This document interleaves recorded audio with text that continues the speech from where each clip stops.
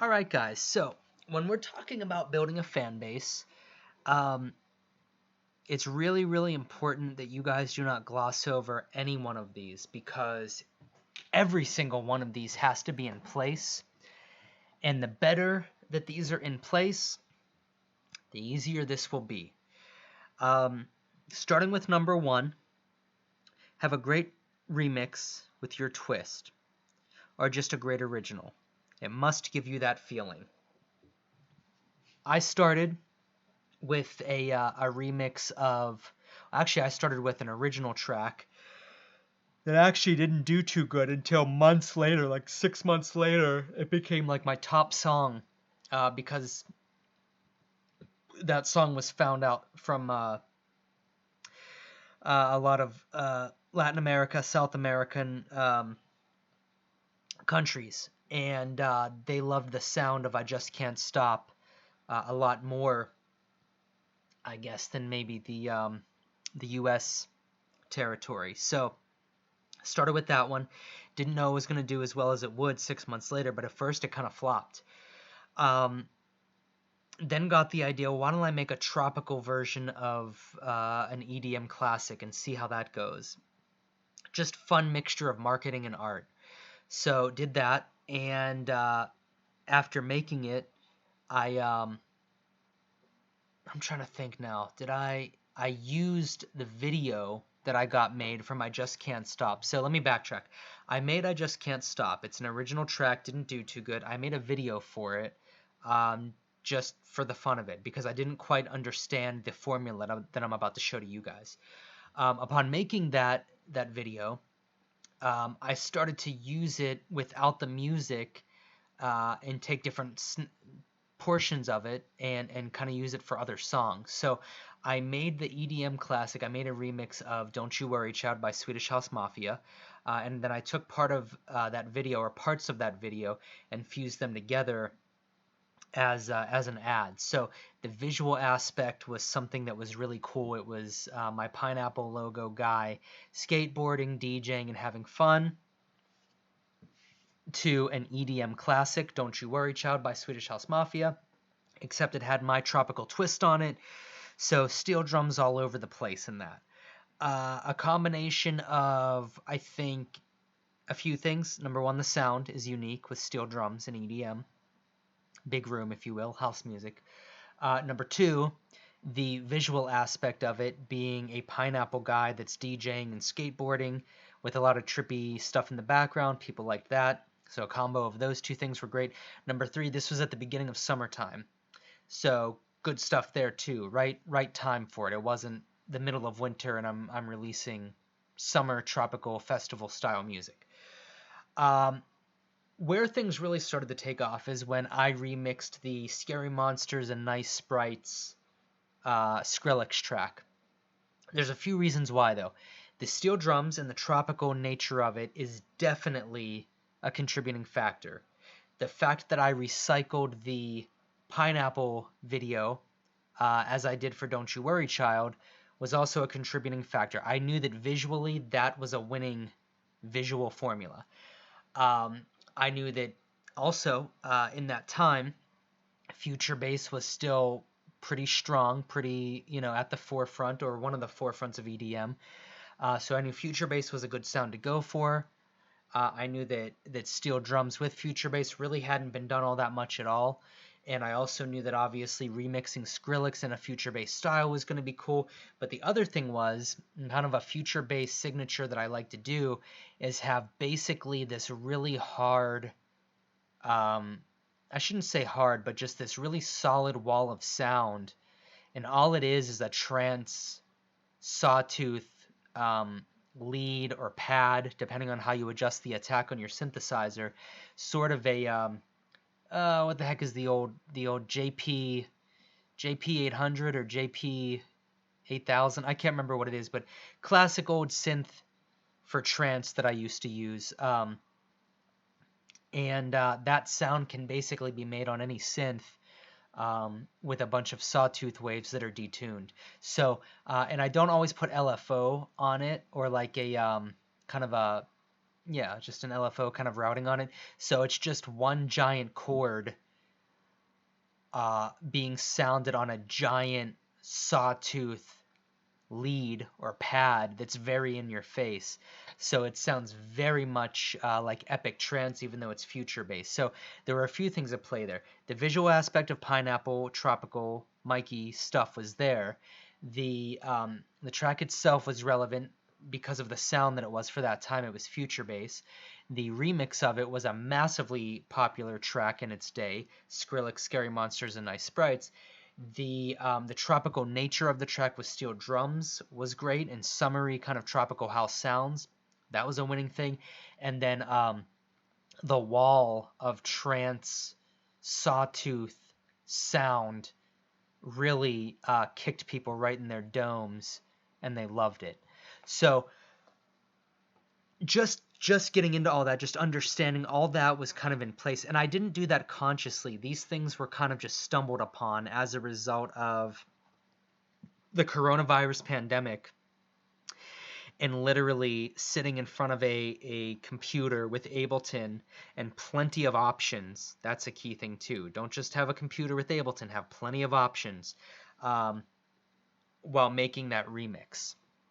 So I went ahead and I could hear a wall of sound, and I thought, what if I just break out one of my old trance sawtooth sounds and put that on Future Bass? And I got, as I say here on the screen, if you look, where's my mouse?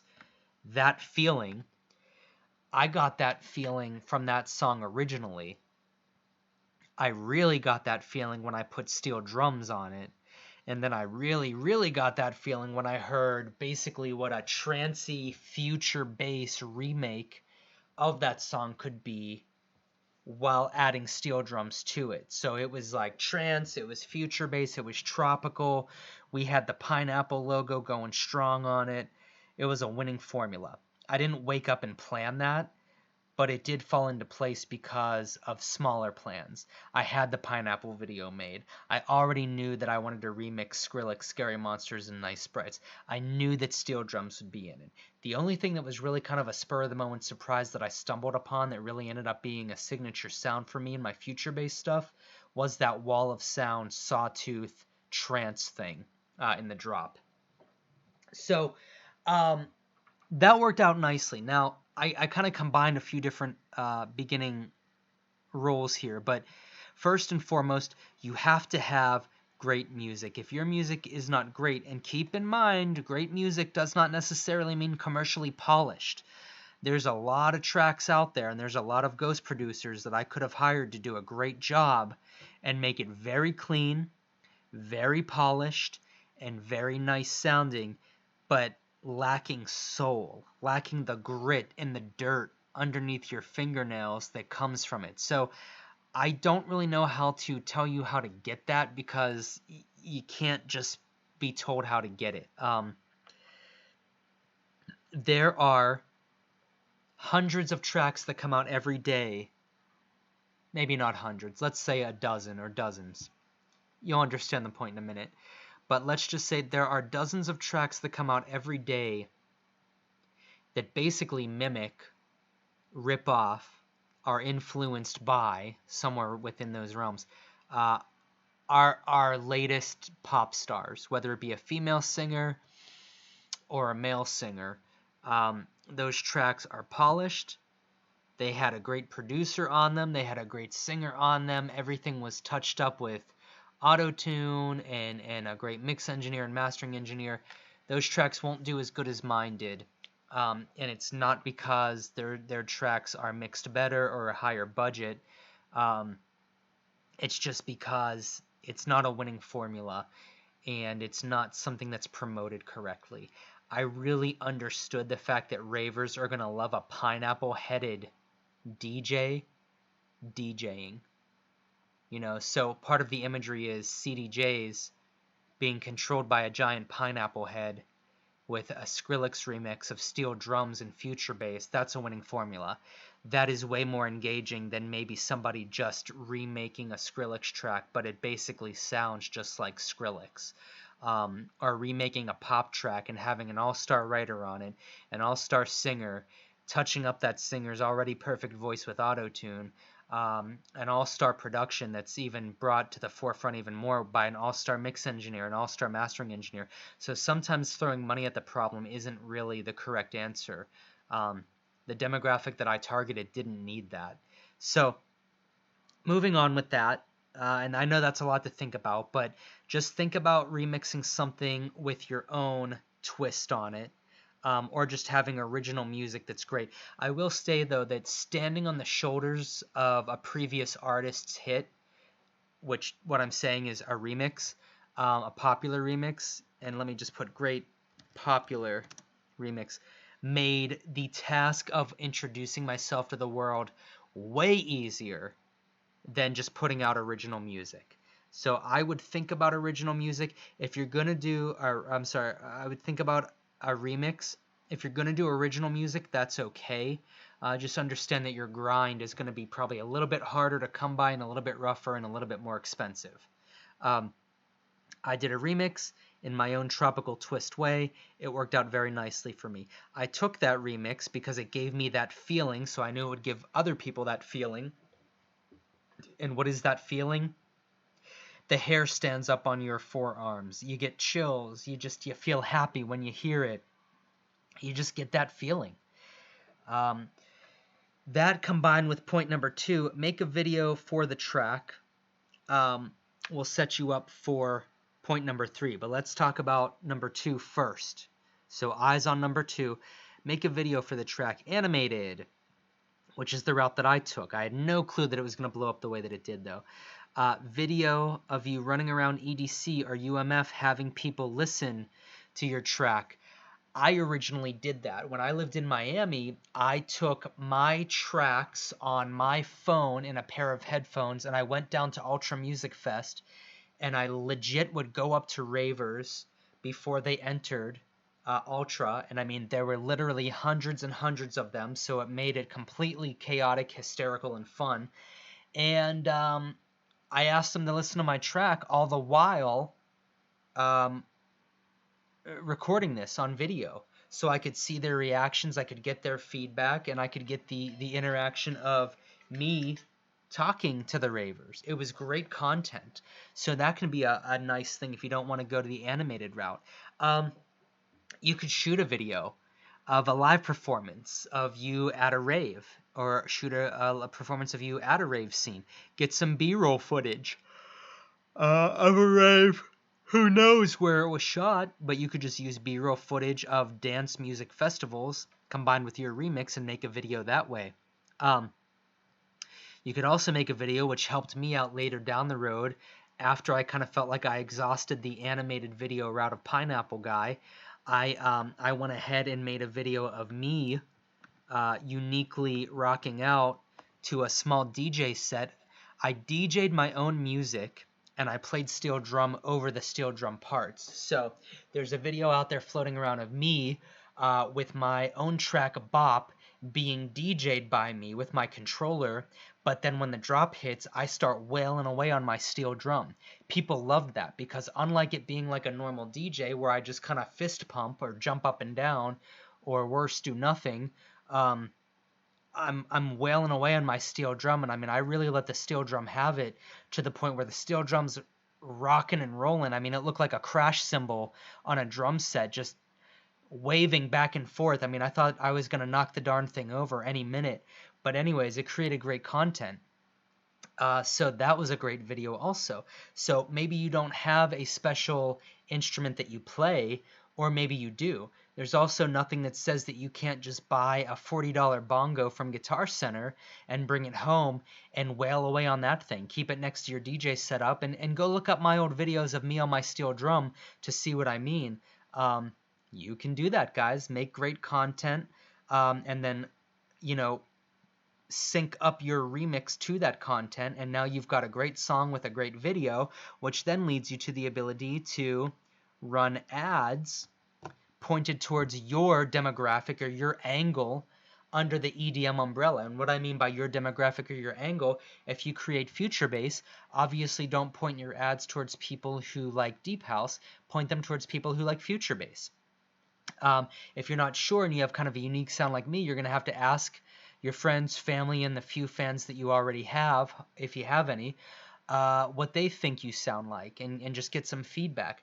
I never would have thought that I sounded a lot like Avicii and Marshmello, but a lot of people tell me that I sound like Marshmello, I sound like Avicii, and I sound like Kygo. Personally, I kind of thought I sounded closer to like Galantis or Matoma, and even Klingandi or um, Henry Fong. But no, a lot of people are like, dude, you sound like Marshmello and you sound like Avicii, and then also Kygo.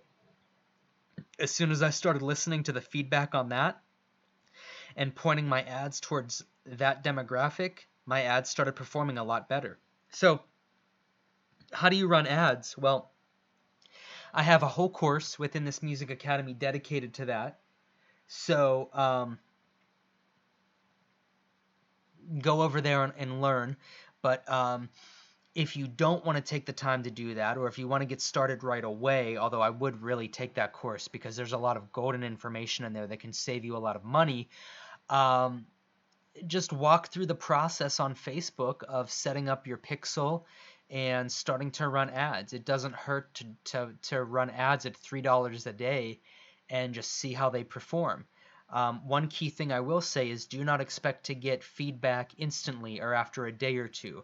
You're going to have to let your ad run for like a week, so that Facebook can learn where to point your ads to, or I'm sorry, who to point your ads towards, and then you'll start to get some feedback, and then let it run for another week, and you'll see that typically what will happen is your costs will go way down because Facebook's algorithm learned where the success of pointing your ads to exists, meaning what demographic to put your ad in front of. So once you have a great remix or good original music combined with a great video for that music, and you're running ads using that video and music as your ad, which, I mean, that right there, point number 3, like I said, there's a whole course that I've made dedicated to that.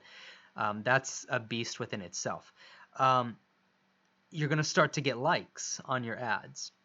Once you start to get likes on your ads, make sure that you juice that little morsel, even though it isn't much at all, juice it for as much as you can with what the social media platforms will allow. So, generally speaking, usually as people like your ad, you can at least click on their profile and invite them to like your profile. They've liked your ad, but they don't like your profile yet. Invite them to like your profile. Leave a comment with them tagged in it in the ad comment section so that they can get back to you. So let's just say the username is Starboy1984, and they liked your ad and posted a comment and said this track is fire. Reply to that comment. And usually when you reply, it will automatically tag the person and just say, thank you so much, Starboy1984. I really appreciate it. It can be very tough to be an artist, so it's nice to know that somebody out there is listening and appreciating it. The name of the game here, guys, isn't so much to follow exactly what I say, but rather take advantage of what the social media platforms will allow you to do without obviously abusing it or going against their guidelines.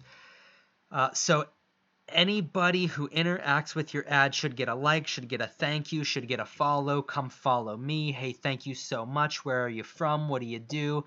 I really appreciate you liking my music on Instagram and Facebook. Have you had a chance to follow me on Spotify? Have you heard my other tracks on Spotify or on my Instagram IGTV? What track is your favorite? Where are you from? What do you do? Who else do you like? Who would you say that I sound like?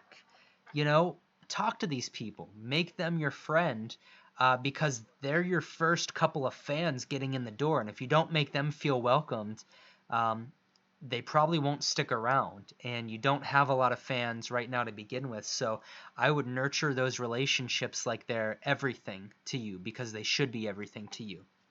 So where are they from? Tell them, yeah, just went through all that. Encourage them in their efforts. What I mean by that is they liked your ad. Encourage them to like more. Encourage them to listen more.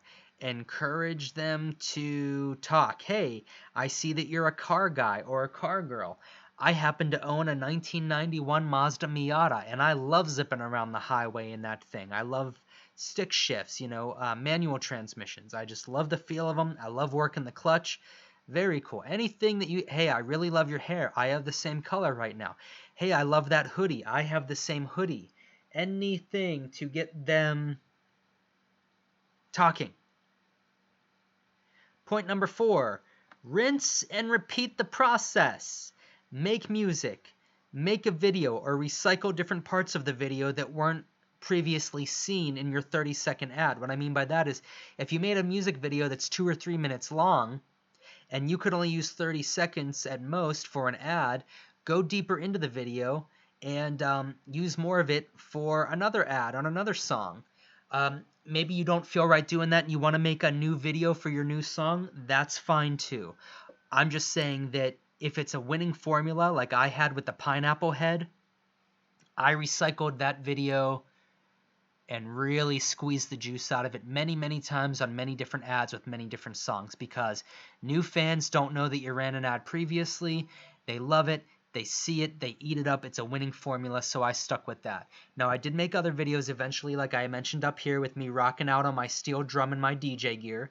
But don't fix what's not broken, okay? So rinse and repeat could mean just make new music. Once you get that new music, put it with your winning video that you've used in your past ads. Just replace the music and maybe go further into the video where people haven't seen yet and put new parts of that video with the new music, run an ad, rinse and repeat, nurture the likes, invite them to listen more, ask for their opinion, see if you can sell them a t-shirt, ask them about their hair, their cars, what they do, are they a student, where are they from, and rinse and repeat. Now, keep in mind, this is like a 6-month process, So when I say rinse and repeat, I'm not talking about in a day or two or a week or two. As your fan base grows, so it's been 4, 5, 6 months, begin to document the positive feedback. Anytime someone gives you a comment, oh my gosh, your tracks are fire. Oh dude, your music brightens up my day. I absolutely love what you do. It's such a unique sound. Please come to Brazil and play a show. I just bought a t-shirt and I love it. Whatever the positive feedback is, screenshot it, save it, repost it, tag that person who gave you that nice comment in the post. Always let people know that you're talking about them. So if Starboy1984 said that your track is fire, screenshot that comment, use it as content for yourself, and tag Starboy1984 in it. You'll turn him into a super fan sooner than you ever expected because they're going to say, oh my gosh, Mikey used my post. I sent Mikey a video of me unpacking a t-shirt of his that I bought. It finally came in the mail. He reposted it. He really likes what I do, and I do. I repost it, other people see it, more likes come in, more comments come in, you snapshot those comments, more people buy t-shirts, and it's a constant cycle, a constant wheel that continues to roll over and pummel on itself and compound in interest and grow and grow and grow. So, with all that being said, you keep producing music. As your fan base grows, you can do things like hold a contest, as I've talked about in other videos. The first one to head over to my Spotify and follow it. Take a screenshot to prove that you followed it. Take that screenshot and post it to your account on your wall, your feed, your stories, whatever it may be, and tag me in it. We'll get a free t-shirt, get a free sticker, whatever it is. The cool thing is, though, not only are you rewarding them for following you on Spotify, but they just posted in public that they followed you on Spotify. Now, they're getting rewarded for that by getting a free t-shirt, but you're getting rewarded too because they just followed you on Spotify and they just told their entire social following that's going to see that post tonight, tomorrow, and the next day that, hey, I love this artist that's emerging with a tropical sound. you should too. I just followed them on Spotify. So not only are you sending them a t-shirt as a thank you for following you and for basically giving you free promotion by posting publicly that they just followed you on Spotify, but their friends are going to see it and their friends just might follow you as well. And if they don't follow you as well, don't be disheartened, because guess what? They saw. That was their first touch, their first point of contact with you. They now know you exist. Let them get used to you a little bit. Let them warm up. They saw you once with their friend Starboy1984's post about following you on Spotify. They'll see you again through ads, through Starboy, through the relationship growing, through more music getting out there. They might need a point of touch once, twice, 3 times, 4 times, 5 times. Then they follow you. 6 times, 7 times of being exposed. Then they leave a comment. 10 times of being exposed. Then they follow you on Spotify. 20 times of being exposed. 6 months down the road, now they're buying a t-shirt. So don't be depressed or don't be disheartened if it is not an instant close on the sale. Okay? Name of the game, as I keep saying here, guys, rinse and repeat. Hold those contests. The first person to do this, the first person to do that, the first person to repost this or that gets a t-shirt or whatever it may be. You rinse and repeat the whole process. You make music. You link that with an awesome visual story. You use that to run ads. Those ads are evoking to people because you're targeting the right people. Those people either instantly become your fans or at the very least they like what you do. They're warm. You go in, you warm them up even more by inviting them to like your profile. Now that they've liked your profile and they're warm, they become red hot by listening to more of your music. As they become red hot, they leave comments. You are engaging with them. You are talking to them. You are using the latest tools that social media has available to you to engage with them.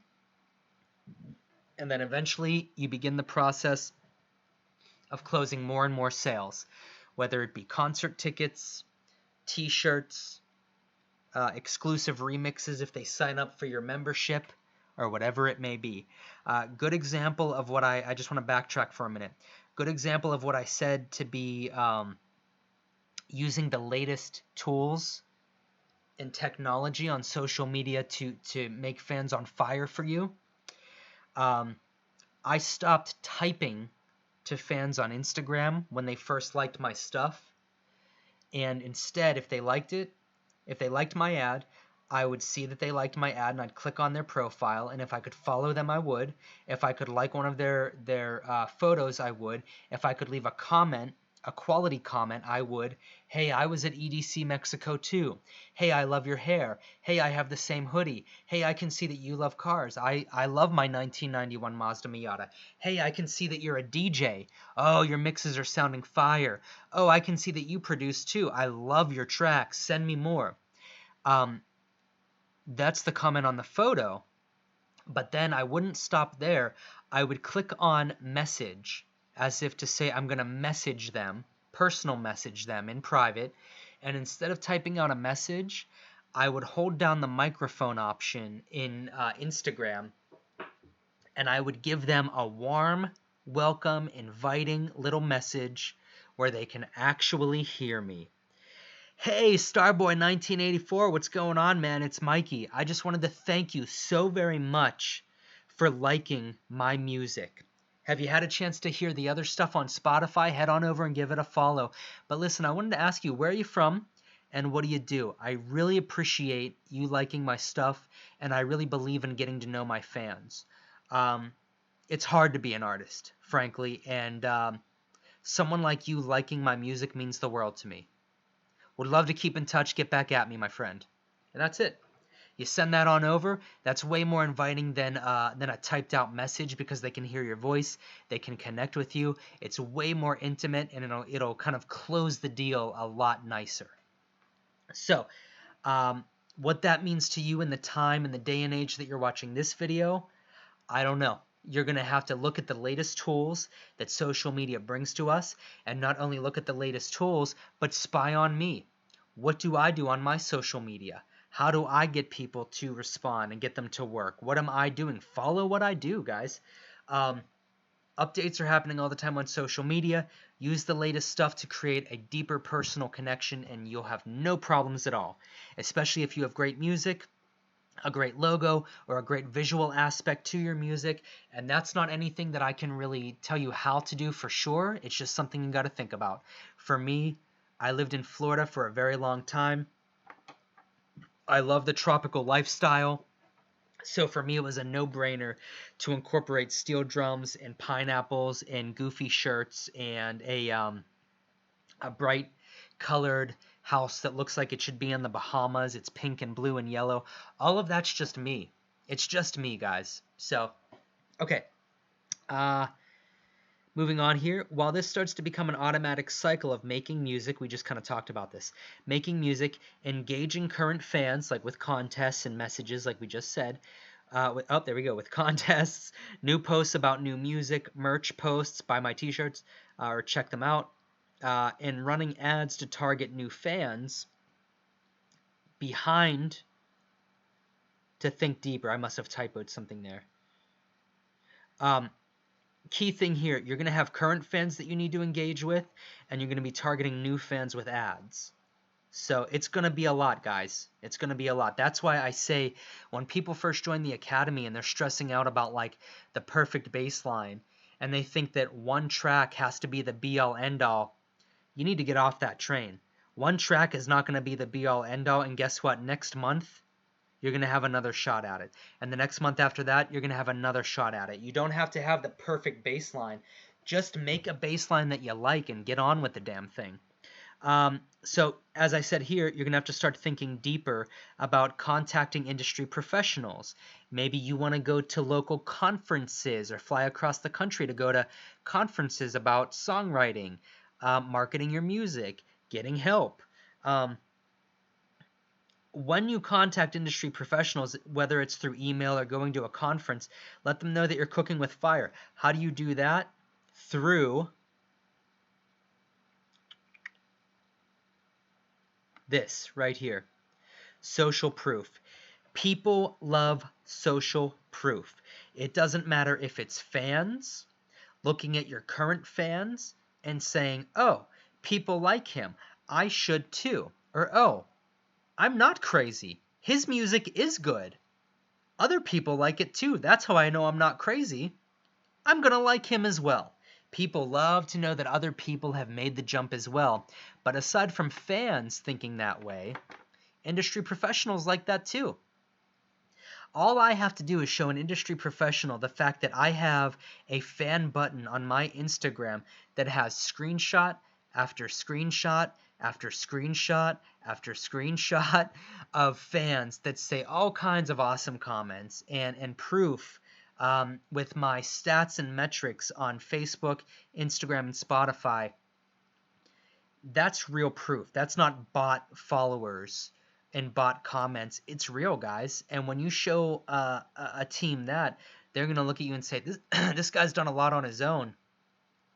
With a little bit of help, he could be a real powerhouse, real moneymaker. That's how you're going to secure a manager and a booking agent. So, last but not least, and probably what these industry professionals are going to want to see aside from the social proof, is are you playing live?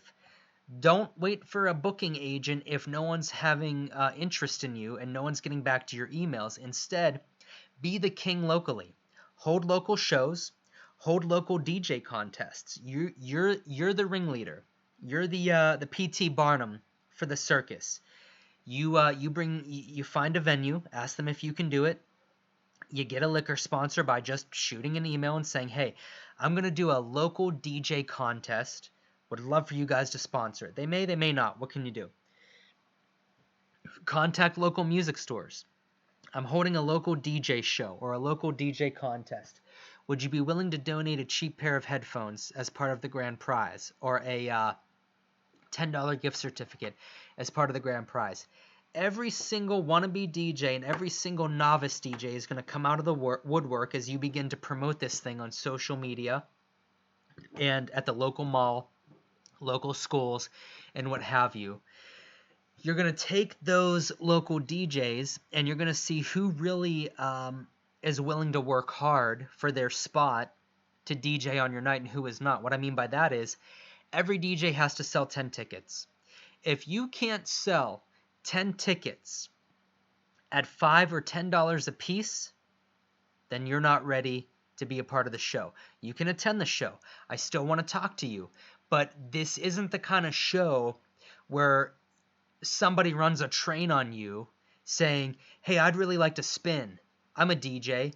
And you're like, yeah, okay, cool. And then they're like, oh, my friends really want to spin too. Can they get on the show? Yeah, okay, cool. No, this isn't a time for local DJs who aren't going to promote and don't have a fan base and really just want to get their rocks off and get their dopamine and serotonin surging by getting high by being on stage and performing. We will give you that chance, but you need to give me the chance and the show a chance of surviving so that the liquor sponsors and the music store and the club owner or the bar owner invites us back by helping me promote. If you can't chip $5 a week, $5 a day, whatever it would be for a month or two, and running your own social media ads to a local EDM demographic saying that you and your buddy and me and everybody is going to be performing at this night, then what are you doing and why should I even give you the chance to play? It's sad to say, and I know that sounds cutthroat, guys, but you can't just give a DJ a chance to spin on your night just because he or she is a DJ and they really want to spin. That's not what this is about. We have a terrible, terrible illusion about what this is about. They need to be willing to promote. If they're not willing to hit the streets, if they're not willing to show you proof that they're running social media ads in your local area promoting themselves on that show, and that's the thing, promoting yourself is one thing. They need to promote the fact that they will be playing on that show. Then they're not really trying. They don't really understand what it is to be a DJ trying to come up through the ranks in a small city or even a big city. They need to be running social media ads promoting the spot that you promised them on that show. If they're not willing to do that, they're off. And don't let them tell you I have a fan base. I promise you I'll have them show up the night of the show, but I don't want to run ads. No, if they have a fan base, then they shouldn't have any problem running some ads, promoting the show, showing you proof of that, and showing up with a small handful, if not a large handful, of their fans. A DJ who does not have fans is not ready to play live. And I know it's kind of a chicken and egg thing. You know, you can't really get fans if you don't play live, but you can't really play live unless you have fans. That's where the social media ads come in. That's where making the effort to go to a local mall or another local show or a school or a dance competition or whatever it may be to get people to show up. It's not that hard. You just got to think local. College students love having something to do. College newspapers will give you free press. There's a lot of different ways to leverage getting people through the door for $5 or $10 a head. But the one way that will definitely fall flat and will definitely tank your night is if you allow a bunch of local DJs to play who are not willing to promote, whether it be digitally, online, and or offline, as mentioned previously. So I know that was quite the rant, but I don't want you to get in trouble doing all this legwork of securing a venue and then making the mistake of having a bunch of friends or friends of friends play that forgot one important key aspect. It's great that you're a DJ. It's great that you threw down a fire mix. Nobody heard it and nobody saw it because you didn't freaking promote. I'll end it right there. So, throw local shows or get on local shows. Local promoters who don't want to hire you when you can show them social proof that people love your music, I don't know what to say about that. There must be something else going on there, like they just don't like you as a person or something, because any promoter that you go up to that needs to break even and then actually turn a profit on their venue, should want to have a DJ and producer like you in their life. If you go up to them and you say, dude, look at all this social proof that I have of local people who love what I do. They leave me comments. I have a growing fan base. I'm adding like 5-10 new people every single day. What do you mean you don't want to book me? Like, what? I don't understand, man. I'm putting money into this. Like, what can I do to make this work? So it doesn't hurt to ask. It doesn't hurt to question them. But they really shouldn't have too many questions for you, because they should see basically, I don't really care what kind of music you play as long as it's EDM. On my EDM night, if you can bring 10, 20, 30, 40, 50 or more people out, yeah, I'm going to book you. And if they don't, and you show them the social proof proving that you can pull a crowd, I don't know what to say. At that point, they're either not a very smart promoter, or they don't like you, or they're just jealous, or something's going on there. And you're going to find plenty of that in the scene. When you do a performance, whether it be on your own effort or you got hooked up with a local promotions company, document it. I don't care what the other DJs do. You need to either have a couple of GoPros or small cameras in the DJ booth pointing towards you at multiple angles, have a laptop with a couple of webcams pointing on you, and this isn't the laptop that you're going to use to spin your music on, by the way. There's a different laptop, as well as GoPros or webcams on the crowd as well, or cell phones on you and the crowd as well. Find a way to document both your performance as well as the crowd, and then also find a way to record your mix straight out of the DJ gear, because the last thing you want is a beautiful shot of proof that you're a great DJ and you pull a crowd, but the audio is completely destroyed because the microphone on your laptop or webcam or cell phone or GoPro cannot handle the filthy bass that you're throwing down. So I'm sure you can figure that out. I'll probably make a video about that as well, but record your DJ mix on Rekordbox, Serato, Traktor, whatever it is that you use, so that the audio is clean and not clipping.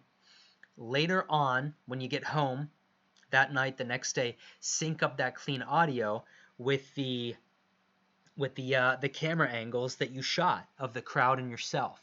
Document it. I don't care if the other DJs do that or not. You need to document when you play live at all costs.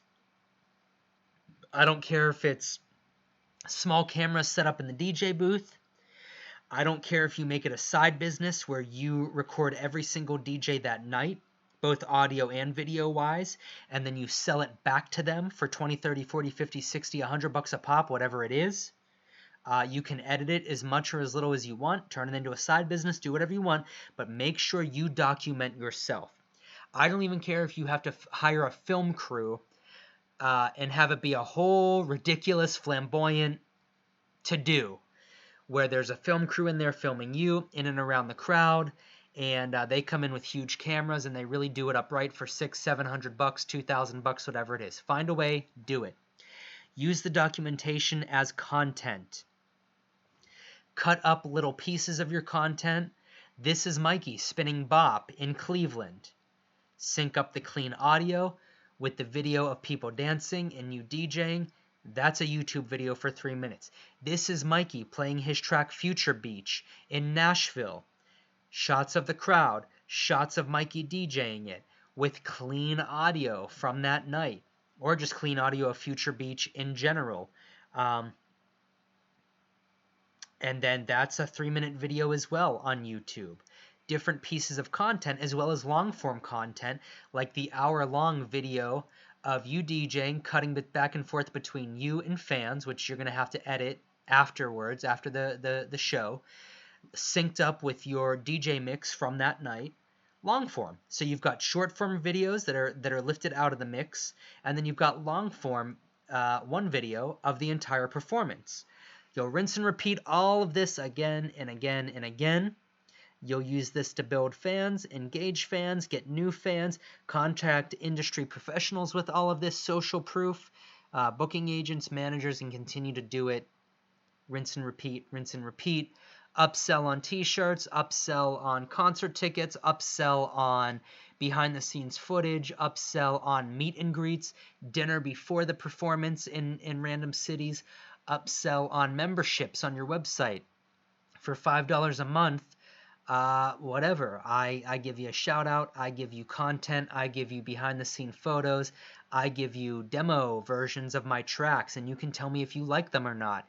I give you a chance to design my fall line of t-shirts, my winter line of t-shirts, my spring line of t-shirts, because remember, your t-shirts are going to cycle as well. You're not just going to let a basic black t-shirt with your logo sit for 3 years. You're cycling it. Cycling it is going to push sales, because if people like the jack-o'-lantern Halloween version of your t-shirt, they better freaking buy it before December 1st, because guess what? They're going bye-bye. So keep these things in mind, guys. When they're short lifespans of things, people tend to jump on them because they know they're not going to be there forever. Think about all this, rinse and repeat it. It's a whole ton of work, but it's a whole ton of fun work. Enjoy, guys.